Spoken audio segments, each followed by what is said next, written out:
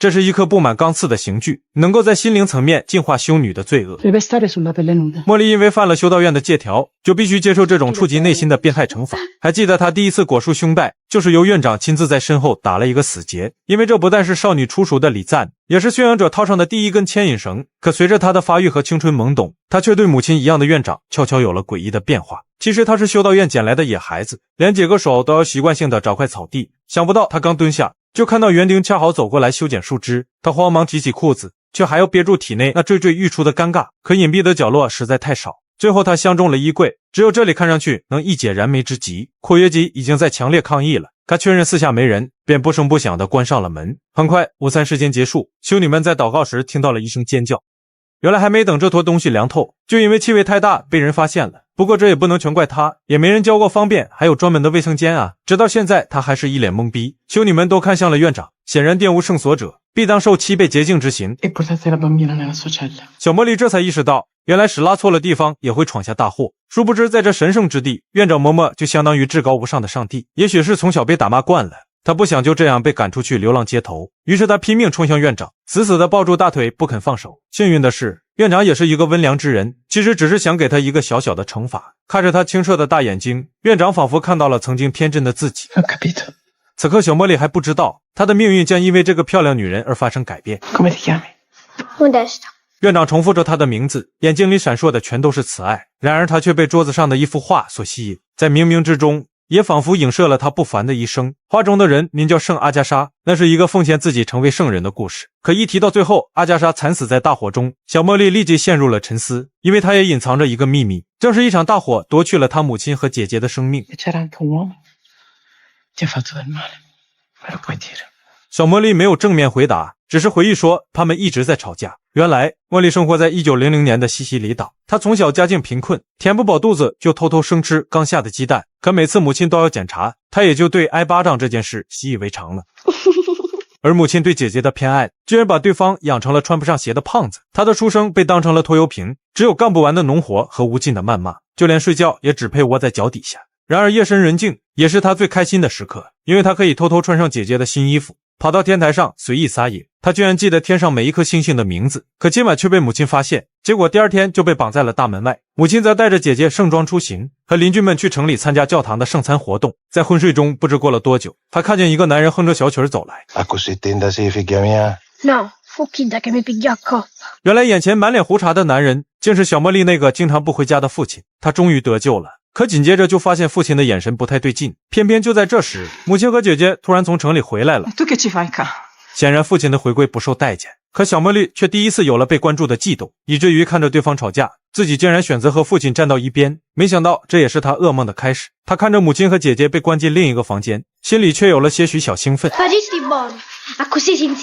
小茉莉遗传了父亲的浪荡基因，可当时就见识到了对方极为变态的一面。想不到她才9岁就成了衣冠禽兽发泄的玩物。当她在迷茫中睁开双眼，却发现整个世界都因为身上的血迹变成了黑色。她偷偷下了床，想放了被锁在房间里的母亲和姐姐，可她只是轻声叫了一句妈妈，就惊动了父亲熟睡的鼻鼾。没想到由于紧张，他竟然把煤油灯洒在了稻草上。他刚要去开门救人，就突然想起了母亲无尽的打骂。他顿时犹豫了，这个地狱一般的家他不要也罢。看着无法熄灭的大火，他依然丢下全家人逃了出去。此刻他拼命逃离的还有自己这一段灰暗痛苦的过去，一直跑到筋疲力尽，他才瘫在草地上睡了过去。无疑小茉莉是非常幸运的，第二天他刚好被修道院的园丁发现，醒来他就听到了议论，房子里发现了姐姐和母亲烧焦的尸体，医生也做了检查，确认他逃出大火之前受到了侵犯。他的命运像极了这只飞虫，被人类的权力随意玩弄于股掌之间。为了不让他在孤儿院长大，修道院愿意暂时收留他一段时间，于是他有了单独的大床，还有了散发着香气的干净衣服。起初他吃饭都狼吞虎咽，是院长安排修女教他学习礼仪，而见到他更是母性大发，都不禁唱起了童谣，叮咚叮咚摸鼻子。时间一晃3个月过去了，他成了修道院里单调生活的开心果。于是院长冒着众人的反对，正式将他纳入修女的行列，直到成年。小茉莉激动地把这个消息告诉给园丁，这也是他在修道院最亲近的人。他的梦想照进了现实，也照亮了他今后混进上层阶级的道路。他有很强的求知欲，很快就受到了院长的特别偏爱，甚至发生地震时，院长都撇下其他人，却单独将他紧紧护在怀中。原来地震的源头竟是修道院附近的火山喷发。小茉莉也在院长的呵护下逐渐成长。等火山熄灭的那一刻，小茉莉竟变成了一个亭亭玉立的大姑娘，她的进阶人生也从此迈向了快车道。在只有贵族才能进入的圣洁之地，她这个被偏爱的野孩子显然成了修女们嫉妒的假想敌。一旦院长出了门，她就成了富家女们冷嘲热讽的对象。别人谈论着外面的花花世界，她只能尴尬地附和着傻笑。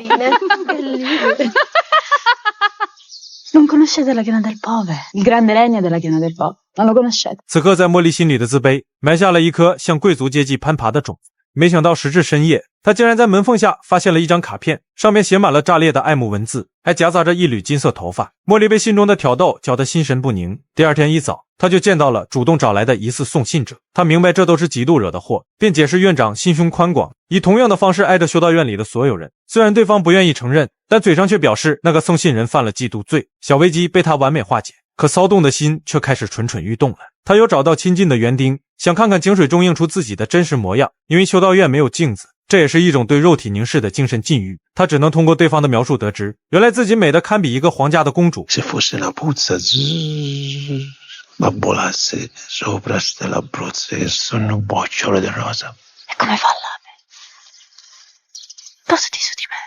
显然在这个教条的修道院里，莫莉的青春懵懂随时会坏了规矩。后来他在与院长单独相处时，竟忍不住表达了内心的真实情感，结果他触犯了禁忌，院长也在不停忏悔中将他推开。从此刻起，那个曾经在大火中成为孤儿的野孩子，逐渐蜕变为一个灰烬里长出荆棘的怪物。然而很快，他就迎来了自己冲动的惩罚。被刺入心灵刑具之后，他就被立即关进了阴暗的忏悔室，而胸口渗出的鲜血在时刻提醒他被打入了冷宫。他每天在精神和肉体的反复折磨中度过，就连食物也变成了简单的牛奶面包。他看见神父的到来，想起了小时候捉弄人的恶作剧，于是装作生病晕倒，竟然成功骗取了半天花园散步的机会。他希望得到院长的宽恕，却又在门缝下看到了一张决绝的卡片。面对如此巨大的落差，他要么把自己淹死，要么必须逼自己想出改变的办法。于是第二天散步时，他当着园丁的面跳上了井口。为了博取翻身的机会，他向前一步赌上了自己的命。这次他赌赢了，园丁再一次把他从死亡线上拉了回来。他终于见到了院长，也重新得到了特殊照顾。可万万没想到，嫉妒者几句话又瞬间将他打入谷底。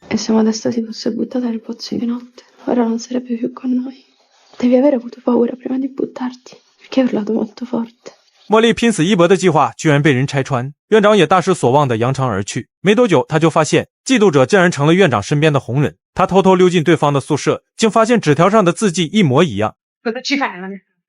他这才知道自己被人做局陷害了，便死命掐住了对方的脖子。对于这种心机婊，没想到他报复的手段也是奇葩。他竟然毫不废话，一口就咬破了对方的这张欠嘴。然而这一次，院长对自己圈养的羔羊彻底失去了耐心，居然动了将其送回孤儿院的想法。茉莉见状，便又开始习惯性的故技重施，可廉价的下跪装可怜早已变成了院长眼中的厌恶作态，况且都为他想好了出路，成年后去做一名缝衣工或管家什么都行。Per aiutarti, ho chiesto a un medico di fare un certificato che attesti che hai perso la virginità per cause violente. Accetta di prendere in sposa una fanciulla senza avere la certezza della sua integrità morale e fisica. Non farò la governante. Non mi voglio sposare, non sarò mai la serva di nessuno. 看来胜似母女的两人此刻的微妙关系彻底走向了决裂，而茉莉最后的要挟就是知道对方每晚在床上不可告人的隐私。院长这冲动的一巴掌也将自己推向了死亡的边缘。茉莉和过去那个单纯的自己说了声再见，在吹进窗内的狂风暴雨中做了一个挣扎的决定。她偷偷躲在塔楼，等院长出现后伸出了双臂，她最后拥抱了生命中的第二个母亲，然后默然将其推了下去。第二天，仍在忏悔室禁闭的他被修女叫醒，在听到院长跌落塔楼的消息后，他还是伤心不已，甚至直接倒地晕了过去。很快迎来了院长的葬礼，而茉莉的命运也在此刻发生了悄然改变。本以为自己将会被送进孤儿院，可新院长却神秘地说会有人来接。无论如何，自己要面对一种与这里完全不同的生活了。他告别了最信任的园丁，在迷茫中踏上了一段未知旅程。汽车经过了家乡的麦田，那里闪现出亲人和院长死去的身影。茉莉在司机的呼唤中醒来，这里是她从未见过的另一个世界。呈现在眼前的是高大的宫殿，内部更是极尽高雅和奢华。她居然有了自己的房间，并且拉床头的绳子就会有仆人赶来。窗外的风景也与修道院不同。此刻的茉莉意识到，这里才是上层贵族过的生活，到处是自己没见过的新奇玩意，就连床垫都能柔软的弹起。可奇怪的却是，楼上竟不时传来了低沉的嘶吼声。他急忙关上了窗子，可在这诡异的夜里，他总能听到铃铛和山羊的声响。他看到了小时候被自己烧死的家畜，仿佛代表着一同死去的姐姐和父母。还有那被他推下塔楼的修道院院长，一直在身后死死地盯着。此刻茉莉还不知道，自己的到访全都得益于此人生前的安排。答案揭晓，在第二天一早，他的初识从一个芊芊背影开始。他首先见到了漂亮的贵族大小姐，对方也用同样好奇的目光打量着他，只是一个轻声的微笑，两个困在囚笼里的心就靠在了一起。很快他就见到了家族掌权者，这是个拥有无尽财富和权力的盖亚公主。茉莉的优雅给对方留下了好印象，他这才知道一旁的金发女孩名叫小马，两人与院长正是这个家族的祖孙三代。而他之所以受邀来住一段时间，也是因为公主想知道自己的女儿为何会溺爱一个草根修女。对方表现出的和蔼亲近，在茉莉的眼中却是一种高高在上的试探，一个接一个的提问，无不在质疑他就是谋杀院长的嫌疑人。好在他确实也很伤心，以塔楼栏杆年久失修的理由搪塞了过去。此后他必须格外谨言慎行，生怕一个小错误就会让自己坠入万劫不复的深渊。他只能躲在庄园的教堂里，努力做一个看上去虔诚无比的修女。即便对小马的好奇询问，他也是三思后才小心翼翼地给出回答。在这个纯善金丝雀的帮助下，他很快对庄园有了重新的认识。他记下了这里的所有规则，比如院长生前的房间还在坚持每天打扫。小马居然对母亲一直心怀恨意，公主的话容不得反驳，即便受宠的外孙女也必须言听计从。还有个像教堂一样大的鹦鹉园，这里埋藏着家族三代人的诸多秘密，而小马在刻意掩饰着跛脚，总是用裙摆遮住笨重又丑陋的甲板。可对方的无忧无虑令他着迷，伤感时又忧郁得像个孩子。没想到公主讨厌看到他这身素装，并命令他换上亮丽的服饰，还给自己起了个戏谑的名字叫莫迪。殊不知这个词正是被诅咒的意思。于是在仆人的帮助下，他穿上了人生第一件华丽的连衣裙。这一刻他彻底泪奔了，仆人们还误以为取悦贵族而背弃了信仰，却不知这正是茉莉蜕变的开始。他一直在演戏，只有在仆人面前才敢卸下防备。司机觉得他值得信任，便透露了自己是个逃兵的天大秘密。为了让对方确信这份信任，他也抛出了自己从未有过职业的秘密作为交换，而坦诚很快就迎来了结果。他经过司机的门前时被突然叫住，对方表示不想回修道院，可以想办法留下。本以为会有什么解决方案，没想到却是傻大个在对自己深情告白。司机可以向公主公布两人的恋情，并引荐他留下为庄园做事，相信他从小在修道院受到的教育一定能得到公主的认可。然而茉莉却以初来乍到为由，用微笑将两人的关系拿捏得恰到好处。Era forse questo il modo per rimanere in villa。茉莉竟在这番话中得到了启发，她得知公主抱怨每一个仆人都在偷东西，便主动提出可以帮忙清算账本，却不料对方眼光毒辣，似乎已经觉察到了她的欲望之心。然而很快他就见到了庄园的职业经理人卡麦恩，对方从小在这里工作，帮忙管理公主那些多到头疼的土地。这次来是为了做见证人，目睹接下来的签字仪式全过程。原来茉莉被请来的真正原因是在院长的遗嘱上签字，他将得到每年1800里拉的终生津贴，但如果放弃宗教生活，那这笔养老金也将被立即取消。按道理讲，这个限制也很合理。茉莉毫不犹豫签下了天上掉下来的馅饼。在接下来的日子里，茉莉摸清了家族的很多秘密，她每晚听到的嘶吼声竟来自公主那个被囚禁的怪物儿子。由于经历了连年的战火，公主的丈夫和大儿子先后去世，女儿竟和卡麦恩暗生情愫，没想到还生下了外孙女小马。显然这件事是家族难以启齿的耻辱，院长无法再婚配，所以压抑情感的修道院便成了唯一选择。他这才明白，这些天的梦境都是现实的投射，他注定一辈子无法摆脱院长的阴影，仿佛时刻有一双眼睛在审视他的一举一动。好在小马的到来终于让这份回忆有了宣泄和释放的地方。其实他踏进公主官邸的第一晚就谋划了一个霸占全部家业的大计划。野孩子想一夜变凤凰，就得用最狠的人间凶器撕开命运。他赌上的只有贱命一条，却把自己淬炼成了嗜血的屠刀。当裹胸布滑落的那一刻，他的眼中没有羞耻，只有把整个庄园烧成王座的欲望之火。两人就这样走到了一起。从此后，庄园里留下了2个快乐的倩影。然而时光荏苒，茉莉转眼到了该回修道院的时间，仆人们把分别看成了再平常不过的小事，公主则表现出了高贵的冷漠。只有小马陷入感情纠葛中无法自拔，情到深处他也动了心，在终生津贴和纯真的爱之间，他冲动地选择了后者。于是他想到了留下来的唯一办法，便不顾一切地冲出门，径直扎进了司机的怀抱。还不等司机从惊喜中反应，两人就听到同伴传来了求助的呼喊。而上了楼后，茉莉才看清，原来被囚禁的怪物又开始了发疯。没想到见到他之后，竟然变得慢慢平静下来。也许他的美貌感化了对方心中那个难以控制的野兽。而冥冥之中，莫莉又看到了另一个留下来的希望。Lei è una santa, signorina. Santa 他竟把这个风撸野兽的傻子公爵驯服成了一只温顺的小绵羊，而这正是茉莉敲开豪门的金钥匙。虽然做客时间已过，但他情愿遵行上帝的旨意，留在公主府邸。他甚至为自己争取，表示有从小就有照顾姐姐的经验。于是在公主的准许下，茉莉赢得了多住几个星期的机会。她表面上故作平静，可实际心里却早就乐开了花。她第一时间将这个好消息告诉小马，而后两人便更加肆无忌惮。却不巧被小马的生父卡麦恩撞见。他终于知道对方之所以没被公主赶走，是因为确实有无可替代的管理能力。而后他一边照顾公爵，一边学习庄园的各种事务，还要日夜陪着大小姐寻开心，甚至2天就替公主捋清了账目。他的努力终于盼来了回报。很快卡麦恩便被叫到了书房，因为公主决定让茉莉也参与到庄园的管理事务中来。尽管卡麦恩1万个不愿意，但迫于皇权的压力，最终还是答应带一带这个小女徒弟。可茉莉到了现场才意识到，自己从未接触过修道院之外的社会，需要学习的东西实在太多。好在这些农活自己小时候也干过，所以熟悉起来很快。可遇到牲口被抢等纠纷，还得依仗卡麦恩这样的壮汉出马。除此之外，他还要应付来自司机的感情催促，对方不在乎他失去的贞洁，并一再要求回家乡开启新的生活，连每年的津贴他都可以放弃，哪还会稀罕这种不靠谱的穷困日子呢？所以他依旧使用拖字诀，一点恩惠就将傻大个当成了兜底的备胎。没多久他就越来越忙，幸亏胜在年轻，也能应对自如。可到了每个月的这么2天，傻子公爵竟然又变得疯疯癫癫，难以控制了。因此还是老办法，管家又请来了失去丈夫的农妇帮忙，却刚好被他撞见。后来通过大小姐的讲述才得知，这个拔罐去火的应急方案早已众人皆知。他的计划不能冒险，必须和傻子公爵捆绑在一起才能实施。所以他乔装打扮，步行了很远才找到农妇家，便掏出了自己的积蓄，只为购买对方多年的一手情报。可万万没想到，他却得到了一个不可思议的故事。Un secolo passò. E chi non è? Qualcosa so, mezza mano. Duro duro. 这一切都充满了讽刺。茉莉也在回去的路上陷入了沉思，偏偏就在这时，她竟然遇到了巡视回家的卡麦恩。因为天色已晚，他还有很长一段路要走，无奈之下，他同意了对方送回家的提议。随后两人同乘一匹马向庄园方向赶去。他第一次感受到了男人的雄壮臂弯，也趁机学习了骑马技术。然而在两人分别时，卡麦恩却意外送上了婚礼祝福。因为司机酒后吐露心声，所以他也替这个朋友感到高兴。茉莉听后简直要疯了，可卡麦恩却觉得是一件好事。Siete un insolente, lo sapete? 显然对方的忠言很刺耳，但他却将满腔怒火归咎到了司机头上。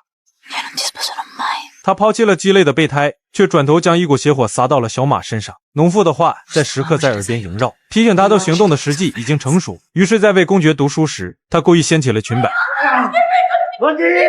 茉莉的呼救声震耳欲聋，她很快便在家丁的帮助下离开了现场。这件事非同小可，因为玷污修女就相当于亵渎圣灵，茉莉不能再返回修道院了，不然早晚会在整个教廷引起轩然大波。于是当天夜里，公主不得不主动找上门，为了保全家族的声誉，也只能建议她尽快和公爵完婚。可这也意味着要放弃院长留下的终生津贴。不过公主早就知道茉莉的雄心壮志不止于此，所以给了她整晚的考虑时间，希望第二天一早就能得到肯定答复。显然公主多虑呢，茉莉当场就强忍着激动表示同意，但还有个先决条件，那就是她千万不能怀孕，因为如果再生出一个傻子，一样会毁掉家族积聚100年的好名声。茉莉点了点头，她与公主的交易就这样轻松达成了。而此刻最高兴的却是藏在床下偷听到全部的小马，显然两人可以不再经历分别的痛苦了。对方离开后，他再也无法忍住内心喷涌欲出的兴奋，而得到这些之后，他便要招募一个强有力的帮手了。没过多久，他居然冒着大雨敲开了卡麦恩的房门。原来公主听从了对方的建议才提出的婚约。卡麦恩听到这儿也放下了戒心，然而还等不到解释，茉莉的巴掌就像雨点一样扇了过去。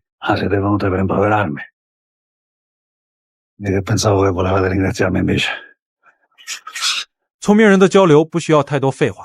当晚，茉莉就把卡麦恩拉拢成了亲密盟友。她在雨中卸下了伪装，坦诚不公地释放了自己的天大野心。然而两人的火辣交易竟全都被窗外的司机看在眼里。为了避人耳目，茉莉第二天早早溜出门，却在田地里遇到郁闷了一整夜的司机。对方借口公主找他谈话，便将他骗上了车。可开到半路就现出了原形，并且扬言要将他的糗事向公主和盘托出。眼看计划就要落空，他又想故技重施地挽回局面，可事与愿违。此刻司机被绿了的心已经气得发紫了。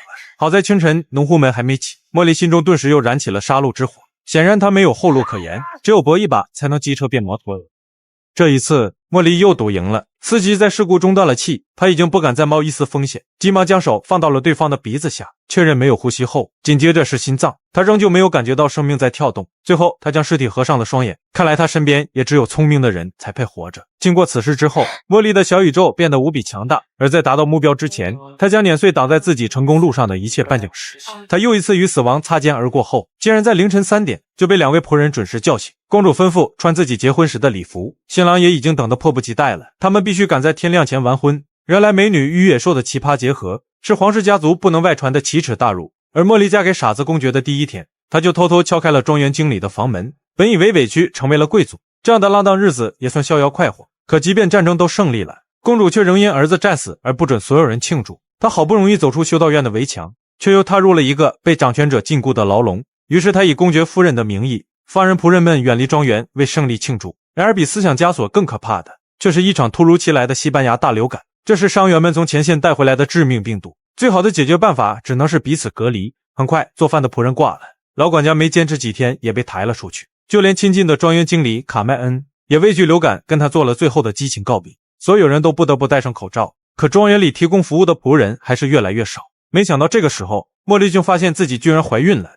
毫无疑问，孩子根本不是傻子公爵的，他都开始幻想未来的新生活了，却始终忌惮公主那不准怀孕的警告。转机来自于一天雨夜，闪电击中了鹦鹉园的窗子，在里面的公主不幸摔倒，结果断了4根肋骨，卧床不起。接下来照顾饮食起居就成了茉莉每天必做的工作。可日子一天天的过，她越来越大的肚子却再也瞒不住了。公主发现后暴跳如雷，紧接着就给了她2个选择：打掉孩子可以照常生活，不然就剥夺继承权，扫地出门。而她却选择了更为激进的第3条路，她采摘了有毒的野果，开始学着研制各种致命汤药，并且阻止任何人探望，就连外孙女小马也被她挡在了门外。此时她的话犹如圣旨，毕竟家里就只剩她一个正常人了。然而公主虽日渐衰弱，但始终惦记着要她打掉孩子，甚至扬言不设立继承人，将自己的遗产一点不留地捐出去。茉莉拼了命才爬到这里，她的无声反抗不得不行动了。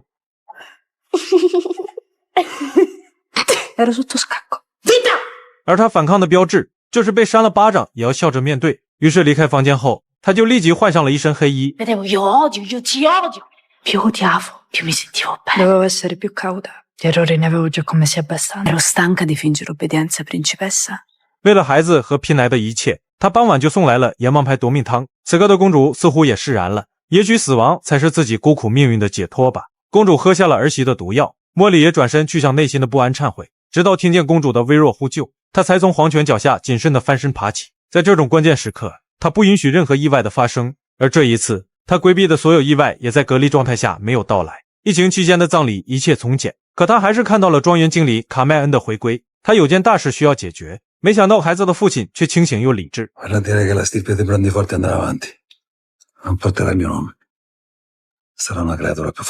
为保证孩子和茉莉的生活无忧，卡麦恩明智地放弃了成为父亲的权利。由于对公主的一切了如指掌，所以遗嘱这件大事也只有这个亲密盟友才能办得妥当。很快，医生、律师、公证人悉数到场，因为找遍庄园也没有发现公主留下什么书面文件。依照法律，剩下的小儿子将拥有唯一的继承权，可鉴于傻子公爵的智商，那所有家产将由公爵夫人代为管理。这时卡麦恩提议，公主临终前肯定有口头意愿，而一直在身边细心照顾的茉莉肯定知道其中的具体内容。没想到在场的所有人都表示同意，这场早就做好的局便按照他写好的剧本顺利上演了。他转达了公主的捐赠意愿，并为包括仆人在内的所有人留下了恩典，这样既保住了家族声誉，也让这些想分一杯羹的贵族们欣然接受。唯独外孙女小马对终生养老金这一说法感到刺耳，正如茉莉得到修道院院长的遗产一样，她认为这已经是人生最大的惊喜了。等一切已成定局，卡麦恩却突然掏出一个信封，原来公主早就将遗嘱托付给了信任的卡麦恩，对方已经出卖了自己的良心，只想让活着的人过得更安心一些。茉莉看到了遗嘱的全部内容，然后默默地扔进了火炉。她终于承认，权谋中的自己比想象中的更恶毒，这也是她在向理想哀悼那个曾经想成为好人的自己。不久之后，她终于盼来了渴望的生产之日。在生命的呐喊声中，茉莉顺利诞下了一个健全的男婴。随着孩子的出生，她和小马的感情也得到了升华，日子变得和以往不同了。傻子公爵在她的引导下学会了待人接物，甚至所有地位卑微的仆人也都成了亲密的家人。同父异母的姐姐抱着弟弟，画面既诡异又略显温馨，卡麦恩仍旧保持着适当的距离，尽管茉莉还渴望发生点什么。Congratulazioni, signor principe. Vi ringrazio. 卡麦恩也没再说什么，便借口工作忙就匆匆离去了。茉莉骑马追了上去，发现对方竟独自坐在大树下发呆。他追过来是告别的，他想去父亲口中的大城市看看大海，甚至会卖掉庄园，哪怕送给卡麦恩代为管理也行。Che ci vieni a fare in città? Uomo di campagna sono io, guarda il mio posto. 茉莉仍有一丝丝留恋，还想要像之前一样亲密的告别，但卡麦恩却知道，那个荒唐的时代已经一去不复返了。Non ti toglierò mai. La tua vita stare e dimenticare. 看着自己的盟友渐渐远去，茉莉又展开了一个新的人生规划。她把公爵托付给了仆人，带着小马和儿子坐上了去往大城市的汽车。她经过了曾经的稻田地，那些死去的亲人和敌人都在她的挥手之间烟消云散了。这是茉莉在向过去告别，然而大城市却是她从未见识的另一个世界。没想到他们刚下车就受到了皇室家族的盛情接待，小马依旧表现出了贵族的从容与优雅，然而他自己却仍旧显得与上流社会格格不入。他看着皇室成员慢慢远去，自己却成了不被大家族注意的一个另类。他试图逃离，可少得可怜的世面又让他惊慌失措，只有闹市中的教堂才是他生命中最熟悉的避风港。然而眼前的华丽装饰却比他野蛮生长的修道院还格外庄严。他慌忙跑下台阶，却仍旧放不下跨越阶级的野心。他索性脱掉华丽的外衣，走进下等人的生活。然而只有在这里，他才能看到梦想中的大海。 Scemozza, stai facendo piacere capire come è fatto male. Accomodati pure. 而看到大海之后，他心里那个蠢蠢欲动的野心又开始膨胀。看来高不可攀的皇族中即将迎来一场以茉莉命名的腥风血雨，而这就是所谓欢愉的艺术啊。